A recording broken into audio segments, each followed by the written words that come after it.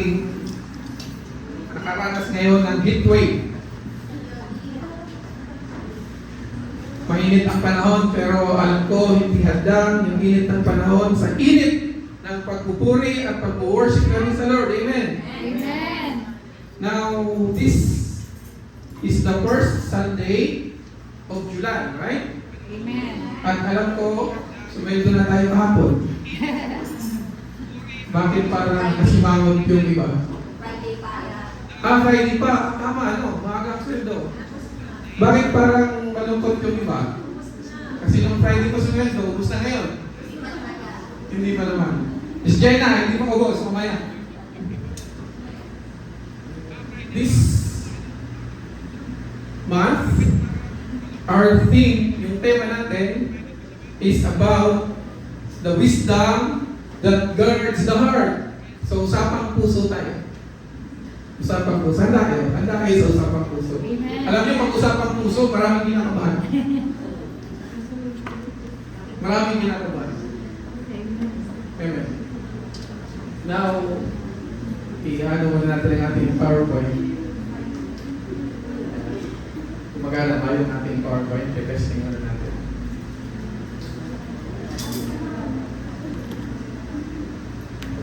Kumusta kayong lahat? Buti po.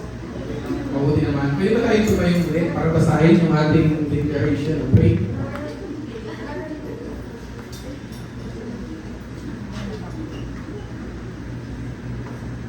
Bro, pa-check na bro, ay gumana nung ano.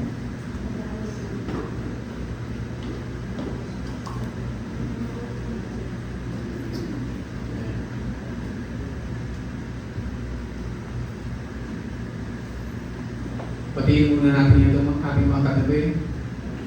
Kumusta kayo?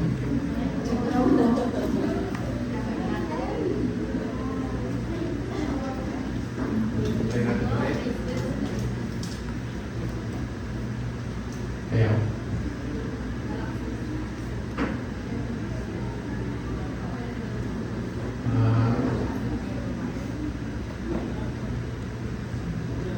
Technical error.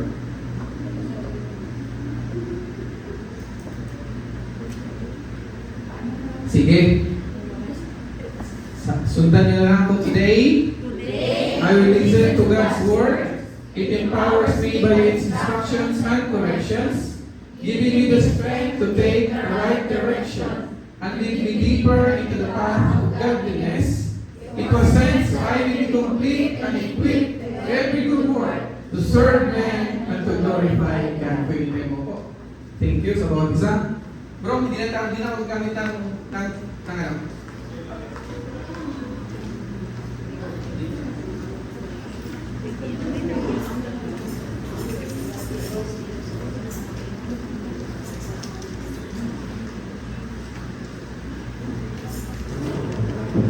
Okay lang kapatid, hindi na ako gamit ng PowerPoint. Okay, sanding. Okay lang. Now, sabi sa Book of Proverbs, chapter 4, verse 20 to 27, my child, pay attention to what I say. Listen carefully to my words. Don't lose sight of them. Listen carefully to my words. Don't lose sight of them. Let them penetrate deep into your heart.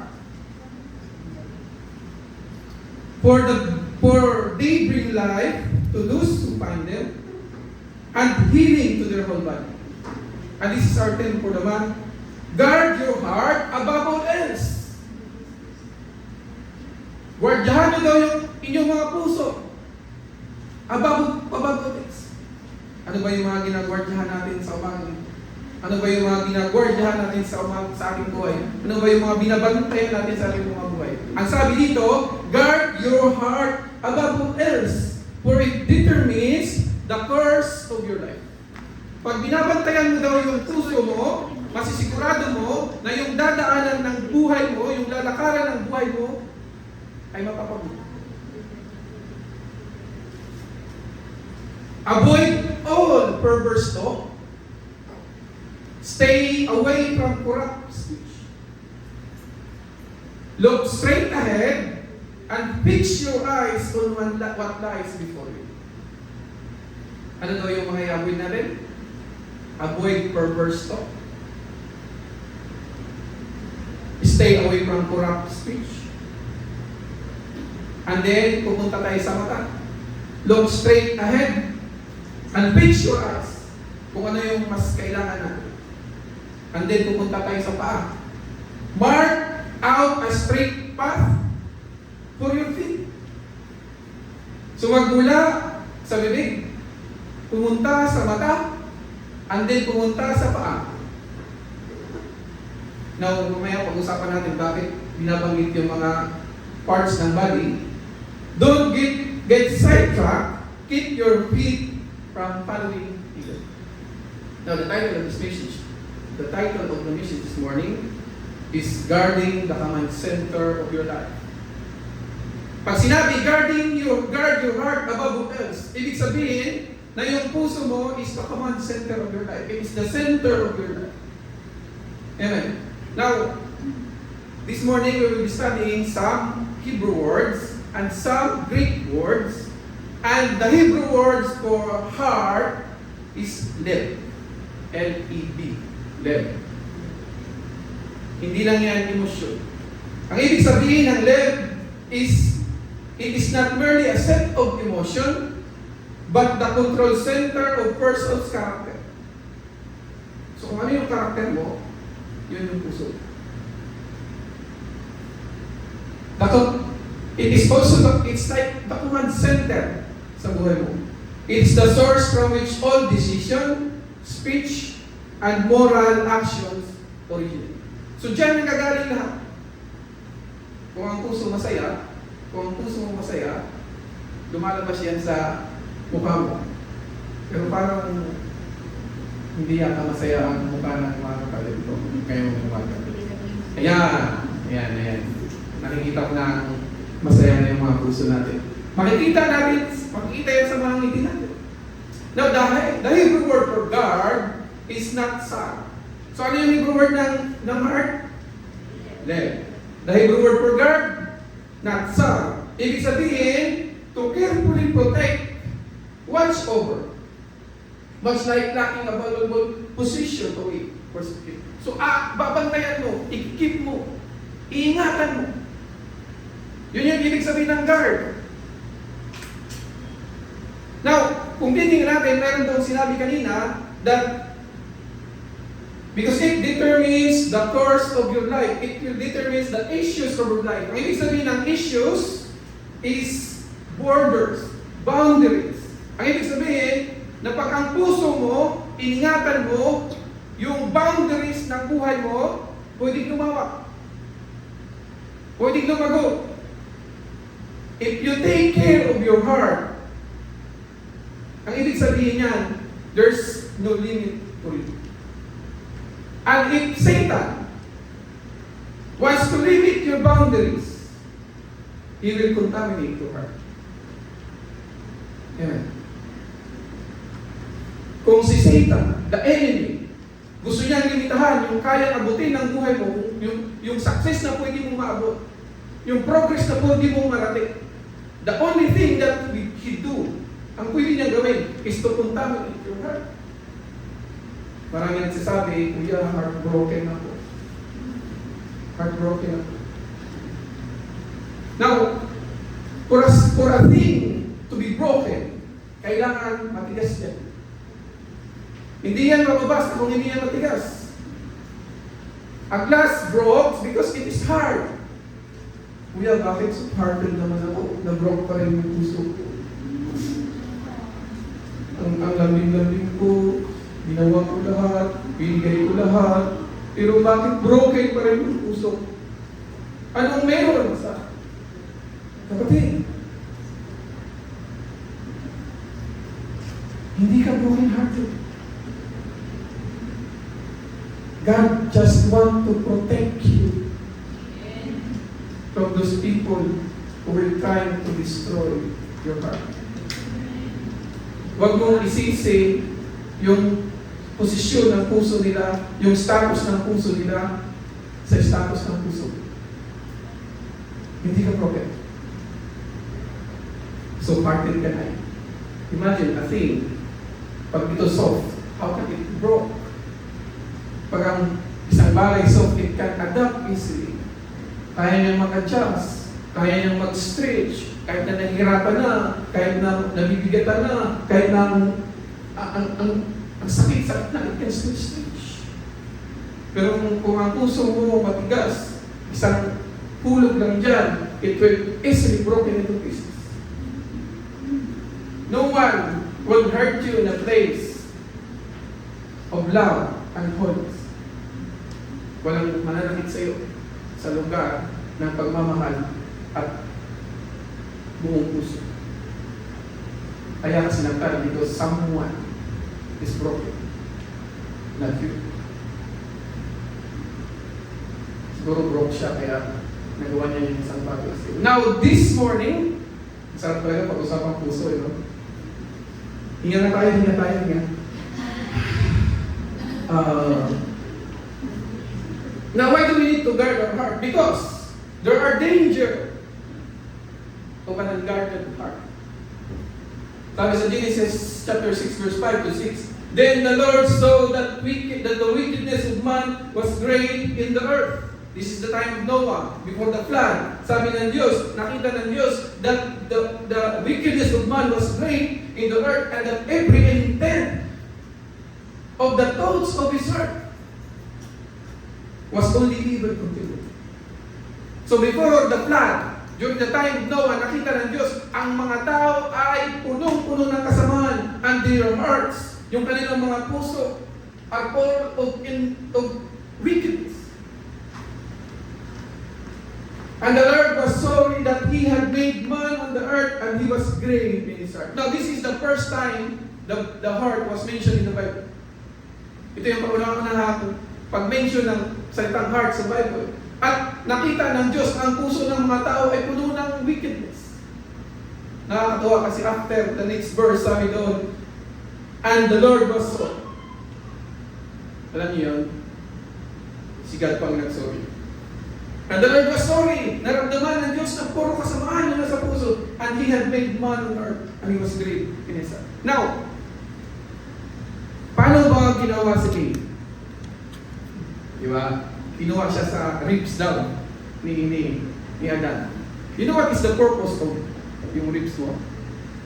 It is to guard your heart and your lungs. Now, si Abe ay isang babae. Diba? Now, ang ibig sabihin that your purpose is to guard someone's heart. Kung ikaw babae, ingatan mo. Hindi lang yung puso mo. Pati yung puso ng asawa mo, ng partner mo. At yung mga tao sa kulit. And Logos Church is blessed with women. We are blessed with women. Maraming tayong mga guards na pwedeng magbantay at mag-ingat sa ating mga puso. And the last time that the heart is mentioned in the Bible is found in Revelation 18 verse 7. Sabi doon, in the measure that she glorified herself and lived luxuriously, in the same measure, give her torment and sorrow. It is about the nation's Babylon, na puno ng pride, puno ng boast, ng pagmamalaki. For she says in her heart, I sit as queen, and am no widow, and will not see sorrow. Sabi niya, reyna ako. Hindi ako makakaranas ng anumang mga bagay na yan. Sabi niya. So, the first mention is about group of people. And the last mention is about the throne. And all these things talks about our evil hearts. Kahit gano'n ka pala ka-soft-hearted, minsan pala nagiging masama pa rin yung puso. Maraming nagmahal na naaway sa galit. Amen! Nagmahal lang siya. Pero, okay naman natin. PowerPoint.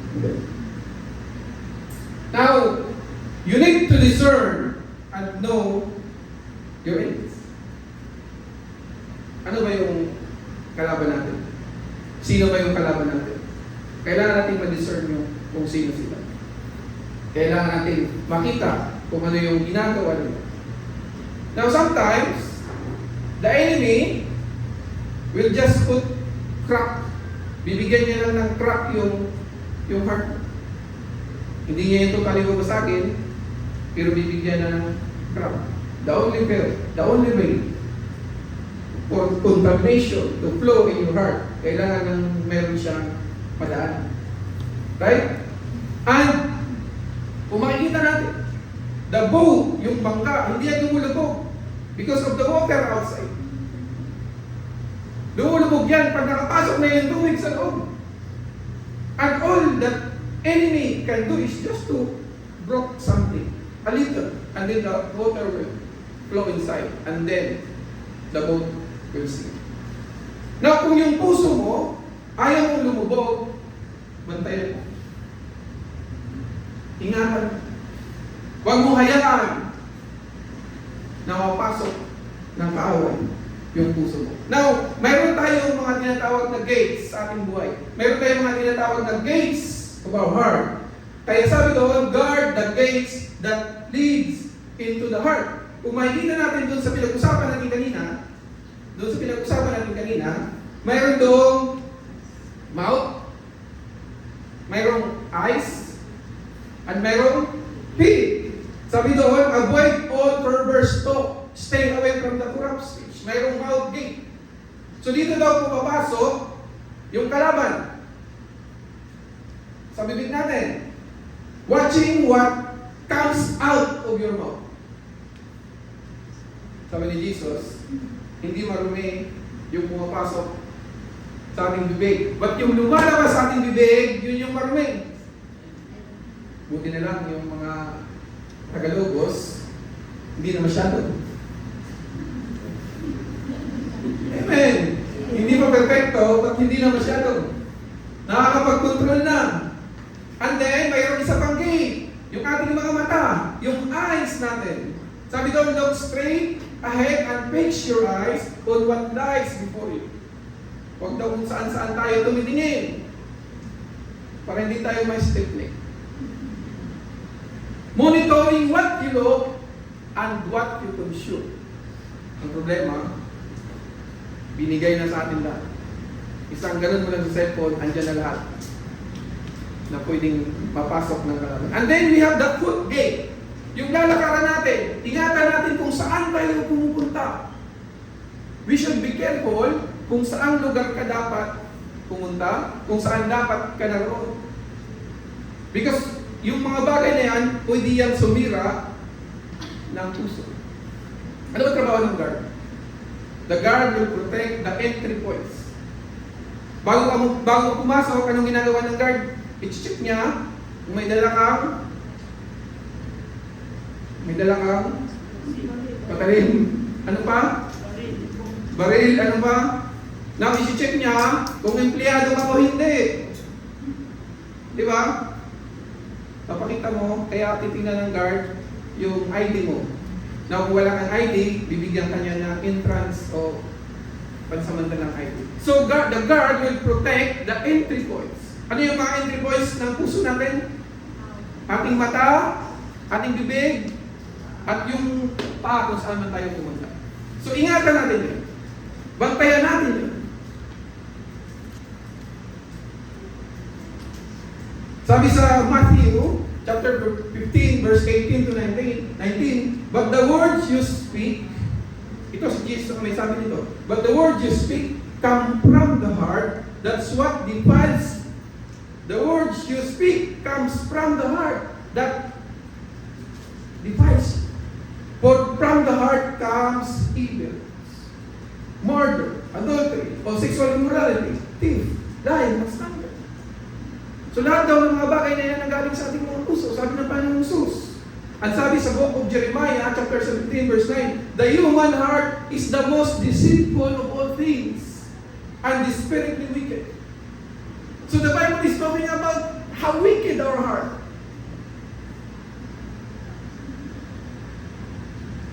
Hindi naman, yung kwek-kwek nga yun. The Bible talks about the truth. na kahit gaano man kabuti ng tao, there is always something wicked. Meron pa rin kasamaan sa kanyang puso. At sa umagang ito, God will show something in us. Sa umagang ito, tuturuan tayo ng Diyos kung paano dapat natin ingatan ang ating mga puso. Now, the question, sabi doon sa book of Jeremiah, who really know how bad it is? Sino ba talaga nakakaalam kung gaano kasama yung puso? Then, the verse after, sabi doon, God will search our heart. So, ang tayo nakakaalam lamang kung gaano kasama yung mga puso natin, kung gaano kabuti yung mga puso natin, is yung Diyos natin.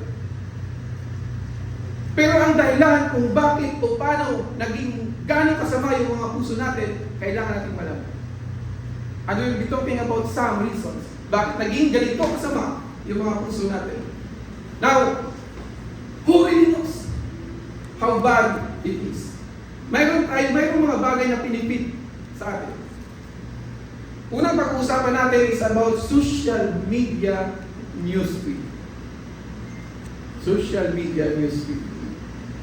What is one of the most dangerous words of this digital generation? Ano yung pinaka-dangerous word sa panahon ngayon? Feed. Lahat ng bagay pinifeed sa iyo.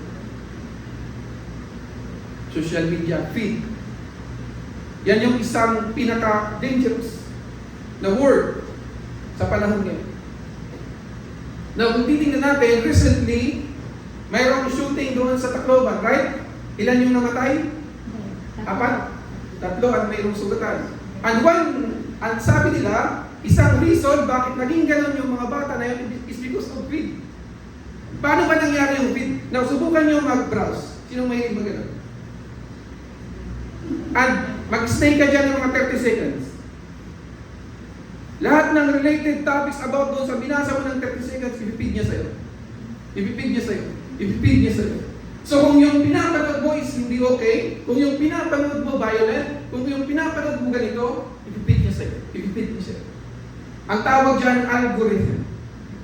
Sa Facebook, nadidetect ng Facebook yung kung anong klase yung pinapanood mo. Kung yung pinapanood mo, puro mga opa, ang ipipid niya sa'yo, mga kuyan. Ipipid niya sa'yo. Pag ang pinapanood mo, comedy, yung mga kay-vice ganda, ipipid niya sa'yo, yung about to. Pero kung mabilis ka lang, hindi niya yun padidetect masyado. Once you stay and focus on something, yung topic na yan, ipipid niya sa'yo, ipipid niya sa'yo. Yung mga bagay. Gusto na, kasi nagpapantok lang naman ako. Di ba minsan ganun ginagawa natin, hindi ako makatulog, bro, papantok na ako, mag-cellphone ako. Tapos alas 2 na, gising ka pa. Newsfeed.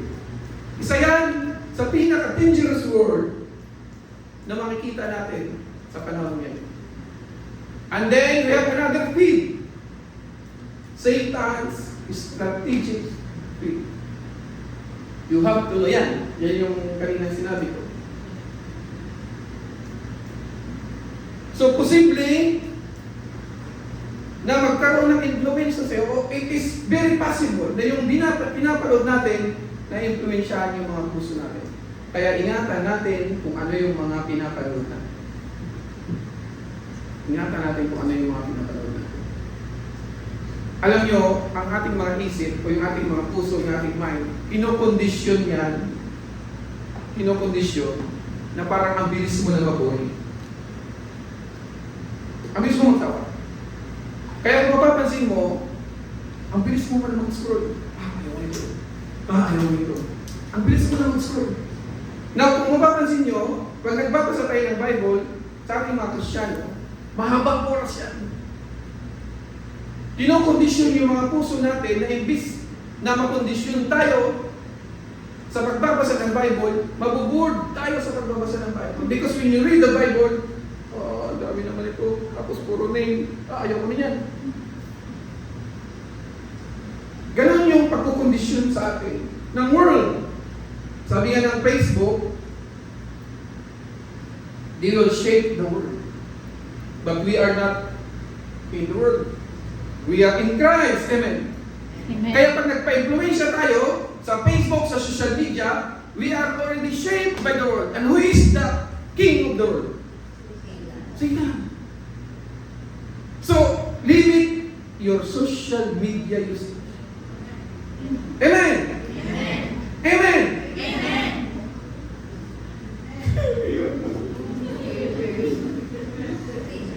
Ang hirap talaga. Pag-usapang social media, ang hirap eh. No? Lalo na kakabili ko lang bro ng iPhone 17 Pro Max. Tapos sabihin mo, hindi ko masusulit yung ginastos ko. Pulugan pa naman to. Amen, di ba? That is how the world conditioned our mind. Napunta tayo doon sa Satan's strategic field. Spiritual attacks. Spiritual attacks. Sabi sa Luke, I will be talking about the story. It's about Peter. Sabi diyan, Simon, Satan has asked to sift each of you like wheat. Ito yung nangyari bago mag-deny si Peter kay Jesus 3 times. Ano ibig sabihin niya? Ang ibig sabihin niya that Satan already orchestrates something para magkasala si Peter. Para i-deny ni Peter si Jesus.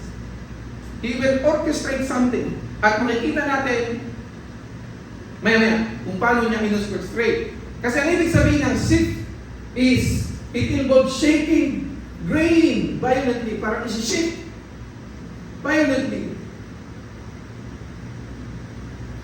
to separate the valuable wheat from the worthless chaff. Isi-shake. Kaya pag yung buhay mo ngayon na pakiramdam mo na parang sinishake, parang kang nililindol, parang ang daming problema, parang hindi ka makapag-focus. Maybe there is an spiritual attack in your life. And you need to know, kailangan mong ma-discern kung sino yung kalaban. Kailangan ka niya. Satan wanted to agitate, shake, and terrorize the disciples through the crisis of the crucifixion that their faith would fail, and reveal them as young. So kung hindi mo yan, hindi yan singular. It is plural. Ibig sabihin, lahat ng mga disciple gustong i-shake ni Satan. At dahil si Peter yung leader, siya yung inuna. Taas kamay ng mga leaders. Naunawaan nyo na bakit? Inuuga kayo ng sobrang tindi. Ikaw yung unahin. Sabi nung iba, ayaw na maging leader. Sino dito ang lukwan? Taas kamay. Wala. Yung posibleng maging lukwan. Wala rin. Ayaw ko na maging leader. Baka ako yung unahin yung shit ng Satan. Yes! Sabi dyan. And then, gumakita natin sa Luke 22. Chapter 32, ito yung maganda. Kasi after sinabi ni Jesus yan kay Peter, sabi naman ni Jesus, "But I have pleaded in prayer for you, Simon, that your faith should not fail." Bago pa si Peter mag-fail, the Lord Jesus already prayed for Peter. So bago ka pa mag-fail, mag-fail, the Lord Jesus already prayed for you. And there is always someone prayed for you. Na kahit mag-fail ka man, He will restore you again. Amen. Sabi niya, so when you have repented and turned to me again, strengthen your brothers. Strengthen your brothers. Now, we will go to the story kung saan dininay ni Peter si Jesus 3 times. Sabi sa John chapter 18, verse 15 to 27, at medyo lalakaw-lakaw ako. Sabi doon, sa unang denial, Simon Peter followed Jesus, as did another of the disciples. So si Peter, sinusundan si Jesus. Pero Peter stayed in a distance. Hindi siya lumalapit kay Jesus. Medyo nagpapakalayo-layo siya. Ang sabi doon, that the other disciple was acquainted with the high priest. Bantayan nito.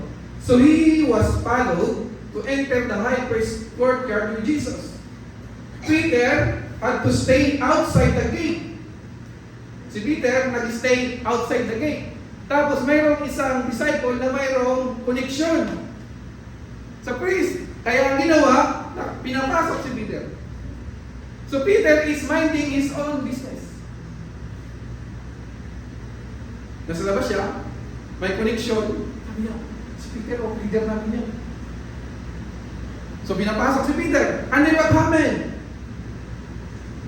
Then the disciple who knew the high priest spoke to the woman watching at the gate. And sabi doon, and she let Peter in. So yung woman ang nagbabantay doon sa gate. And this is what happened. The woman asked Peter, "You are not one. You're not one of that man's disciples, are you?" Sabi ng woman, "Hindi ba ikaw isa ka sa mga disciple ni Jesus?" Ano sagot ni Peter? "No!" He said, "I'm not." Now remember, kanina, si Satan may plano. And he already orchestrated his plan. At ito yung una niyang plano. He will put someone na gagamitin niya for you to fail.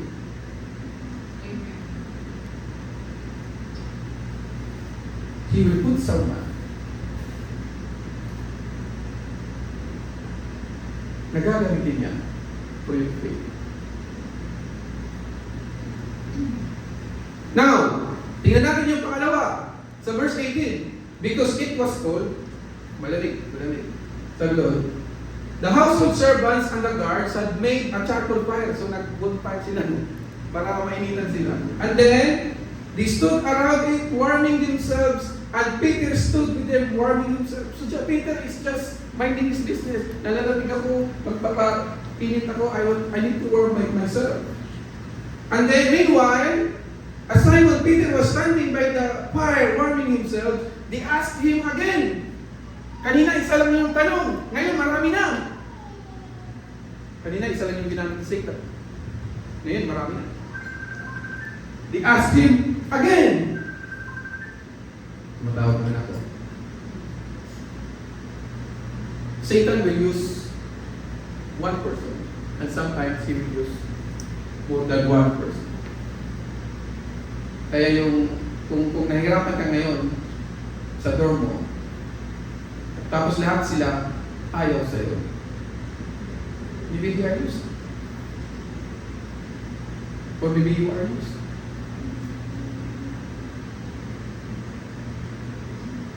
Dalawa lang naman yun. Either sila yung ginamit ni Satan to limit your boundary, or you are used by Satan to limit their boundary. Right? That's why you need to know yourself. You need to discern kung ano yung nasa puso mo. Kasi kung yung puso mo is mabuti, yung puso mo is soft, yung hindi hard, ibig sabihin, you are under attack. You need to know your enemy. Amen. Now, ito yung pangatlo. Meanwhile, sabi doon, they asked him again, "You're not one of his disciples, are you?" And sabi ni Peter, he denied, saying, "No, I am not." And ito yung huling pag-deny ni Peter. But what, sa verse 26, but one of the household slaves of the high priest, ito yung matindi. Household slaves na. Hindi na galing sa labas, sa loob na. Sa loob na. A relative of the man who's, naalala nyo yung binano ni Peter, yung ano na si Jesus. Di ba kinapyas niya yung tenga? Yung kamag-anak niya, siguro may sama ng loob yun, kay Peter. Sabi doon, a relative of the man whose ear Peter had cut off asked. Ito na yung panahon para makapaghiganti ako. Sabi ng relative, did I see you out there in the olive grove with Jesus? Ano sabi ni Peter? Again, Peter denied the third time. And immediately, The rooster crowed. Now Peter denied Jesus 3 times. And the rooster crowed. Every morning the rooster crowed. Umaumaga tumidilaw ng manok. The rooster will always remind Peter, Peter, dininay mo ang Panginoong Jesus. Peter, wala kang... Peter, dapat ma-disappoint ka. Peter, dapat ganito ka. Peter, dapat minsan ganon yung buhay natin. The enemy will always remind us. Ito yung ginawa mo sa buhay. Wala ka ng karapatang maging mabuting tao. Wala ka ng karapatang pwedeng magbago. He will always remind us. Pwede namang aso. Bakit manok?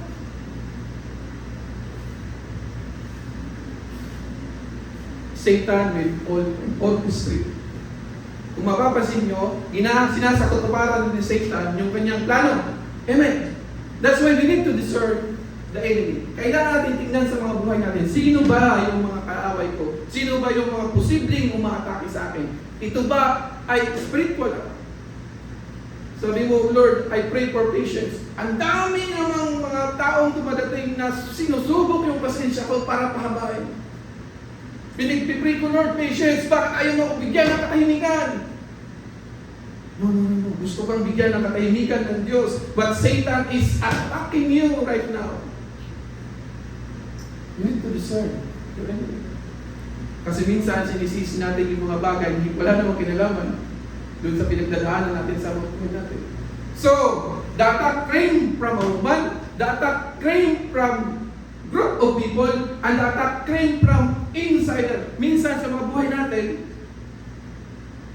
yung kasama natin, yung best friend pa natin, ang nag-access sa atin.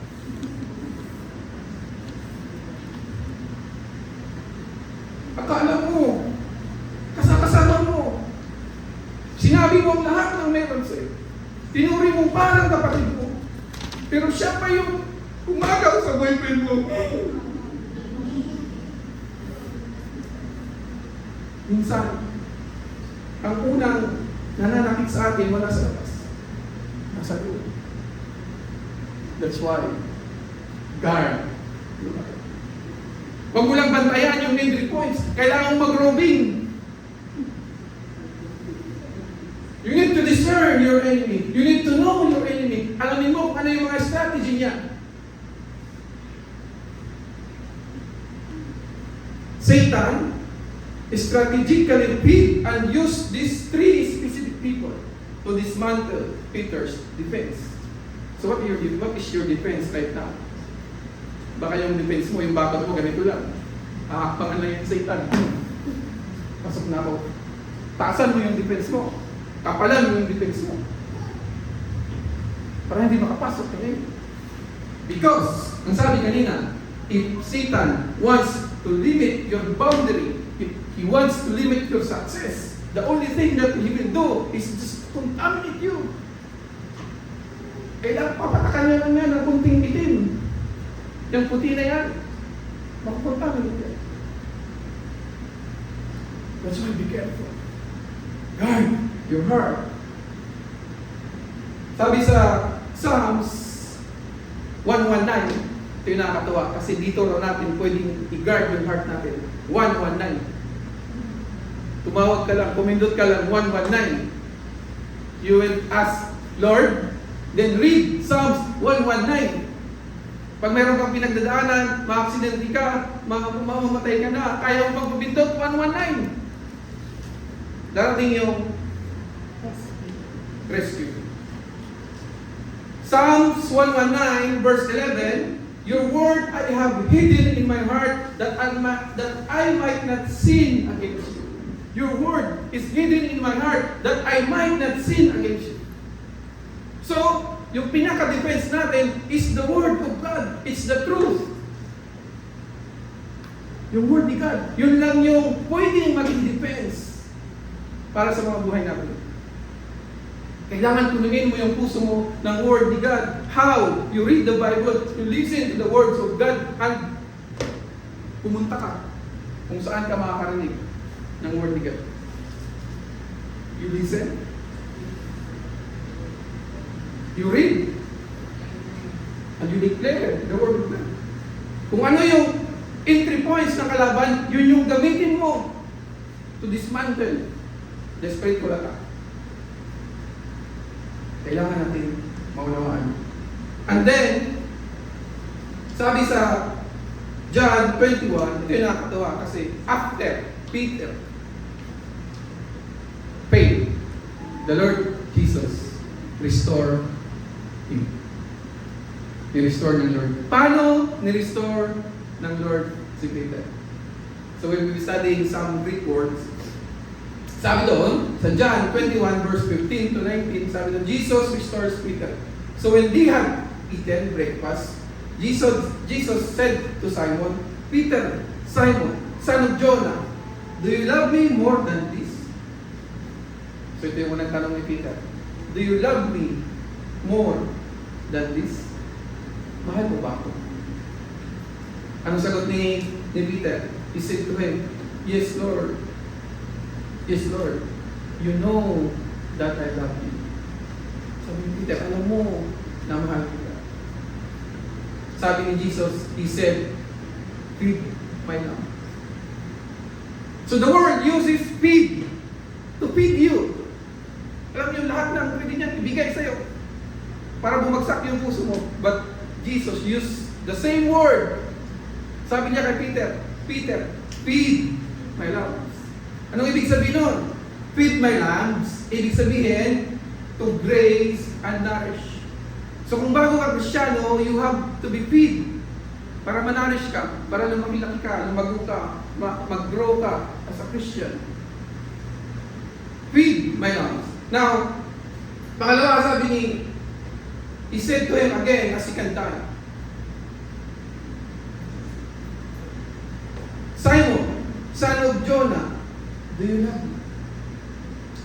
Sino rito ang mahilig magtanong ng kung mahal? Mahal mo ba? Mga lalaki hindi yan nagtatanong madalas sila. Naniniwala kayo? Agree ba kayo? Na karamihan ng mga babae ginagawa yan? Dahil mahal mo ba? Hindi mo mahal, siguro mo yan. Dahil mahal mo ba?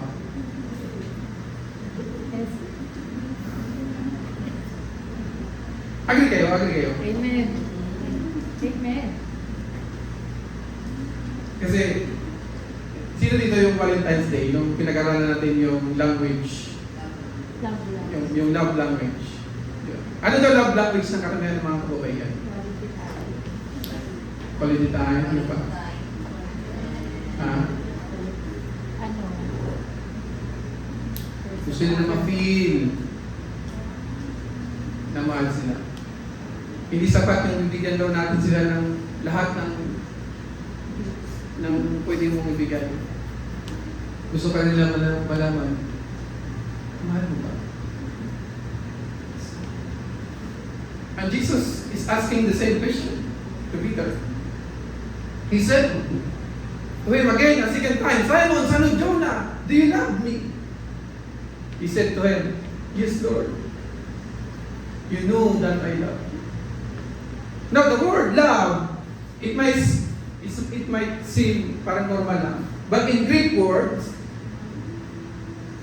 sa Greek words, mayroong iba-ibang klase ng love.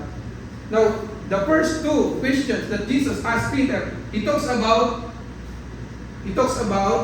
agape.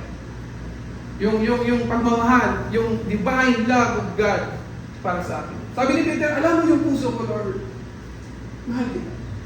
Now remember, it is after Peter denied him. Gano'ng kasakit na alam mong nagloko ka. Tapos tatanungin ka, mahal mo ba? Ang sakit noon. Para kang yung konsensya mo noon. Mali mo na lang kung wala kang konsensya. Ay. And then sabi ni Peter, he said to him, yes, Lord, you know that I love you. He said to him, 10 my sheep. So ibig sabihin ng 10 my sheep sa Greek is poimaino. To 10, guide, and rule. So kung medyo bata-bata pa, kailangan minarish. Kaya gagatas ka. At pag medyo nag-grow ka na, anong gagawin sa'yo? You need to be 10. Gagayad ka na. Parang tupa. Nawawala kasi kung saan-saan nagpupunta. So, you need to be guided. Kaya nga ibibigay sa'yo, ito yung mga kailangan mong gawin. So, diyan natin makikita yung pagmamahal ng Lord kay Peter. And then, the last time, He said to him the third time, pangatlong beses, Simon, son of Jonah, do you love me? And the word love, dyan sa verse na yan, is not agape. It's philia. It is a love for friendship. Nakakatuwa kasi si Jesus, binaba niya yung standard. Why? Because Peter is hurting. Nasasaktan si Peter. Nasasaktan si Peter.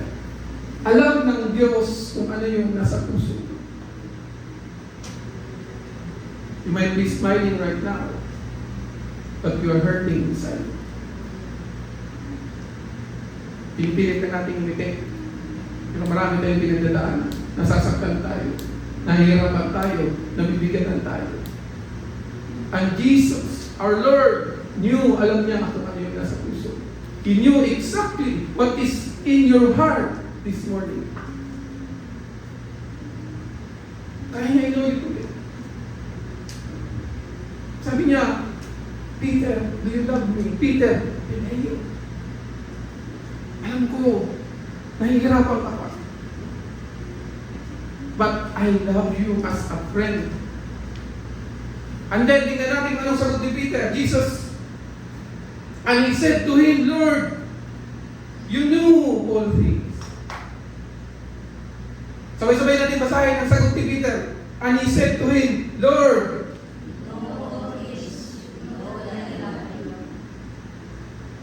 you know that I love you.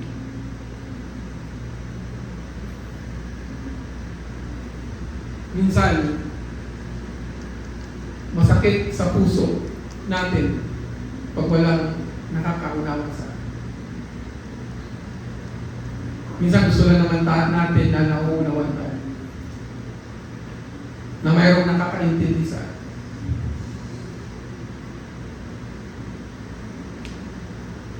Forgiveness is not the same. Hindi yan katulad ng reconciliation. Marami sa atin hindi nagpo-forgive dahil iniisip natin kailangan natin mag-reconcile to forgive. Forgiveness is for you. Reconciliation is both of you agreeing of something na dalawa kayo nag-agree.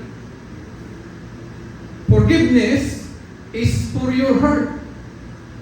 You can forgive him, forgive her, because you want to nourish your heart. You want, pag gusto mong, yung buuhin muli yung puso ko. You can forgive someone without reconciling him or her. Hindi mo kailangan mag-reconcile just to forgive. It's the different way around. I-forgive mo muna.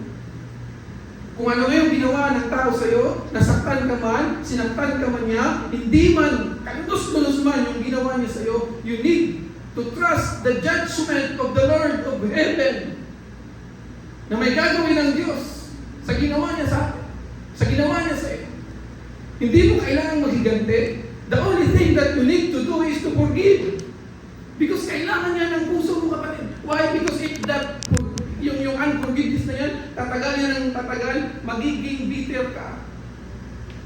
Magiging bitter ka at lalabas yan sa bibig mo sa mga ginagawa.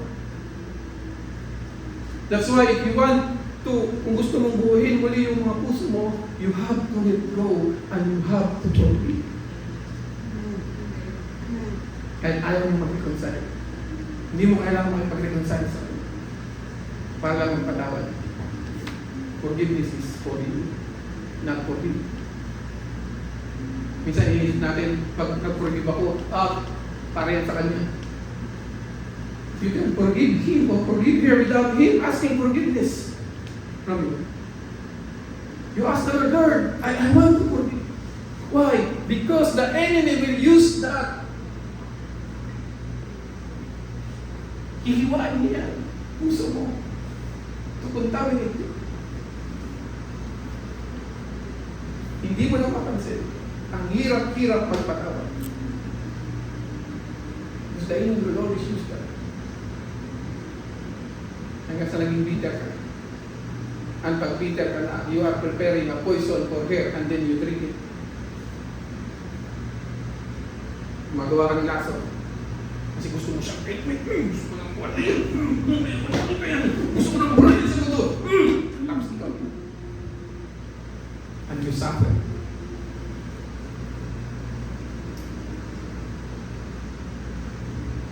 Nasusunod. Amen. The enemy will use people to attack. You need to be smart. You need to have wisdom in guarding your heart. Amen. Amen. Praise the Lord. Thank you. Thank you, Jesus. Now, sabi sa Psalms 51 verse 10. Conclusion na yan. Psalms 51 verse 10. Create in me a clean heart, O God, and renew a right spirit within me. Create in me a clean heart, O God, and renew a right spirit within me. Sino may sabi niya? David. Si David. At pag nabanggit ang salitang David, sino yung naalala niyo? Sino yung naalala niyo? Si Goliath? Si Goliath, sino ba? Si Saul, sino ba? Bakit puro lalaki binabanggit niyo? It's unfair. Mga boys, sino pa? Bathsheba. That's David. Sabi ni David, create in me a clean heart, O God, and renew a right spirit within me.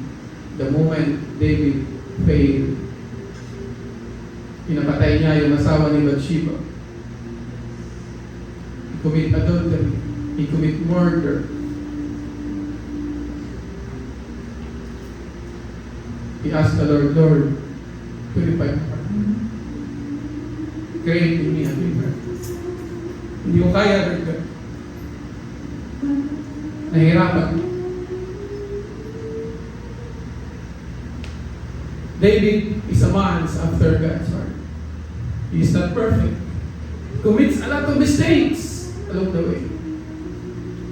But this is his prayer. Create in me a clean heart, O God. Can we all stand?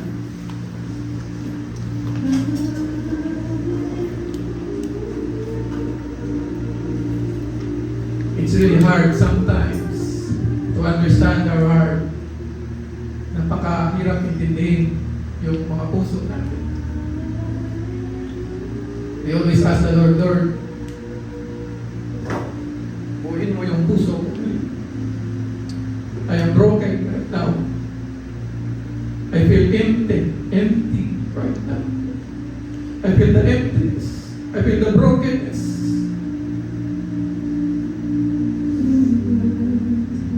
Hindi natin kaya.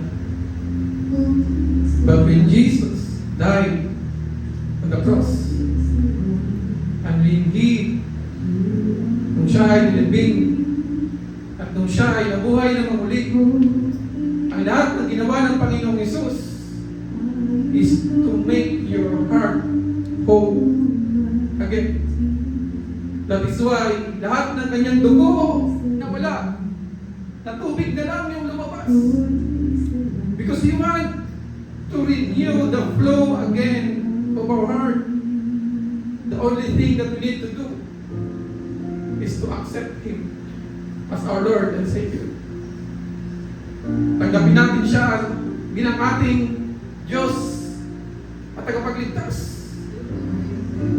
And we accept that we are sinner. And we repent na makasalanan tayo, na kailangan natin ng Savior. And Jesus is offering you right now. He's offering you right now. You just need to raise your hand and accept Him as your Lord and Savior. Tanggapin mo siya bilang inyong tagapagligtas, and then He will start to transform your life. He will start to transform your heart. You need to accept Him as the world is not your Lord anymore. Jesus is your Lord. Hindi natin kaya, but Lord can transform your heart. He can make your heart whole again. Pupunuan niya kung ano yung emptiness na nandyan. Bubuuhin niya kung broken yan. Aayusin niya yung buhay mong magulo. Aayusin niya yung pamilya mong magulo. I-bless niya kung nahihirapan ka ngayon. I-bless niya kung nabibigatan ka ngayon. The Lord will transform your life. And that will begin when you accept the Lord Jesus as your Lord and Savior sa iyong buhay. Marami tayong mga inaalala, mga anak natin, pamilya natin, asawa natin, mga magulang natin, kapatid natin. Put that all in the feet of the Lord Jesus Christ. At aayusin niya. Kung ano yung hindi natin kaya, ayusin. You cannot guard a castle that you haven't fully surrendered to the King. The ultimate way to guard your heart is to hand the keys over to Jesus Christ. Letting His truth serves as the ultimate garrison over your thoughts and your life.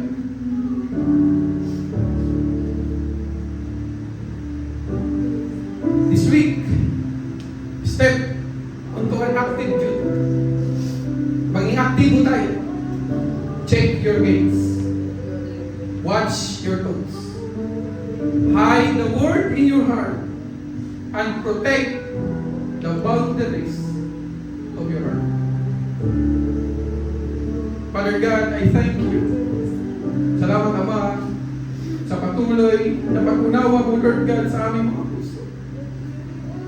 Salamat, Ama, that you are our friend. Na patuloy na nakikinig sa mga daing namin. Patuloy na ibibigay yung embrace sa amin. Patuloy na inaakap ka sa mga panahon na nag-iisa kami. Sa mga panahon na nalulungkot kami.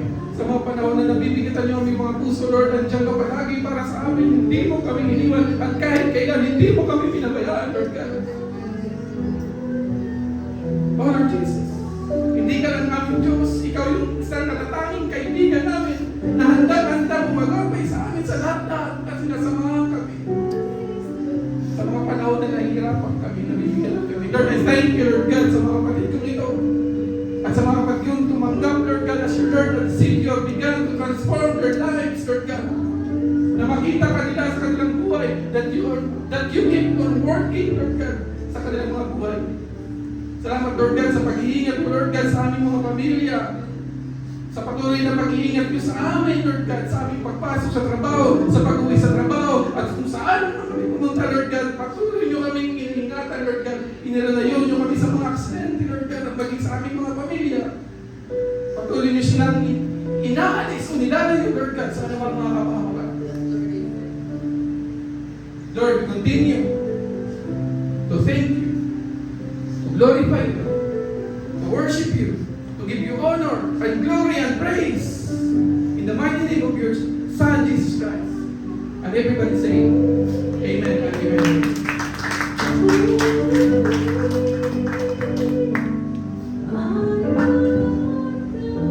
Let's remain standing because it is first Sunday of the month and we have our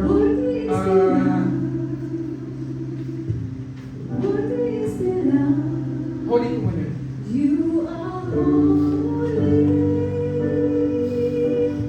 Now the Bible says in Matthew chapter 11 verse 28, "Come to me, all you who are weary and burdened, and I will give you." As we prepare for our Holy Communion, I want to prepare your heart. I want you to prepare your heart. Don't look at your sin. Ang tingnan natin, yung grace ng Lord para sa atin. That He is full of mercy, full of grace. And He is now inviting you in His Holy Communion. In John chapter 6:35, Jesus declared, "I am the bread of life. Whoever comes to me will never go hungry, and whoever believes in me will never be thirsty." Let us thank God for the gift of Jesus. Thank you, Father. Father God, that you sent your only begotten Son to suffer and die on the cross for me. Holy Spirit, bless the bread and wine that we are going to partake this morning. The Bible said in Psalms 107 verse 1, "Give thanks to the Lord, for He is good, His love endures forever." Kapatid, let's distribute the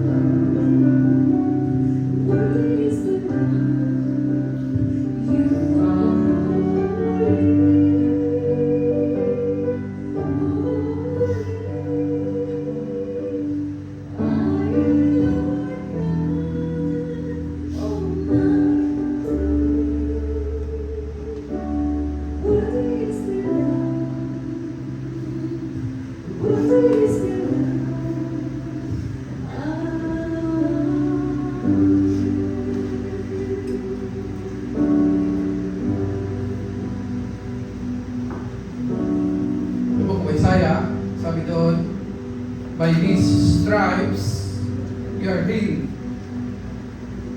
It was talking about the body of Jesus that was broken. Nagkagutay-gutay. For you, body to become whole.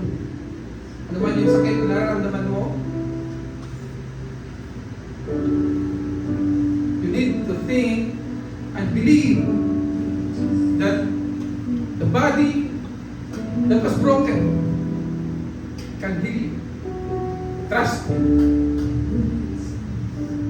As we partake, let us observe a moment of silence and let us receive the bread and the wine with sincere heart, because the Bible said in 1 Corinthians 11:28, everyone ought to examine themselves before the end of the meal and drink from the cup. Now, sabi sa 1 Corinthians chapter 11 verse 20 to 24, "For I received from the Lord that I also passed on to you. The Lord Jesus, on the night He was betrayed, took the bread, and when He had given thanks, He broke it and said, 'This is my body which is for you. Do this in remembrance of me.'" It's started.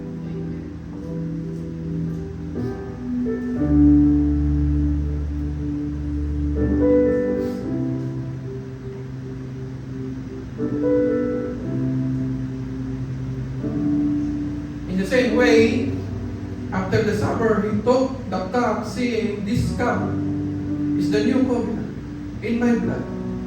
Do this whenever you drink it in remembrance of me." Let's pray.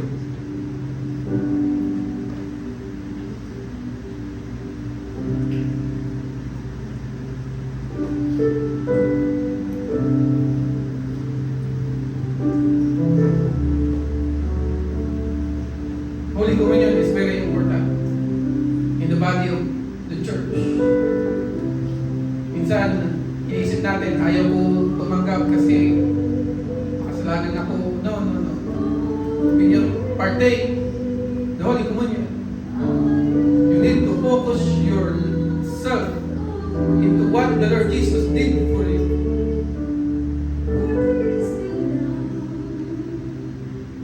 And He will heal your body, your spirit, and your soul. Ano man ang pinagdadaanan mo, trust that the Lord will going to heal us in every aspect of our life. Let us thank the Lord. Lord, Father God, thank you for this privilege to remember kung ano yung ginawa mo para sa amin, Lord God. Salamat, Ama, that you are healing us right now. That your healing hands touch kung ano man yung mga sakit na nilaramdam na right now. Thank you, Father. Thank you, Lord. Salamat, Ama. All this we pray in the mighty name of Jesus. And everybody say, Amen and Amen and Amen.